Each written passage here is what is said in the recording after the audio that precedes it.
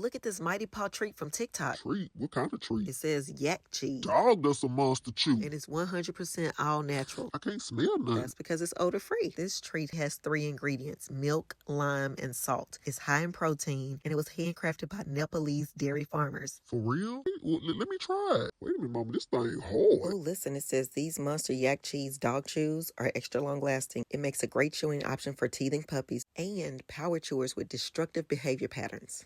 What's that supposed to mean? Oh, no. See, I don't even want it because they over there being shady. No, but I do want it. Ooh, this gonna take me a minute. Good thing I ain't got number time. Ooh, it's like the treat they keep on treating.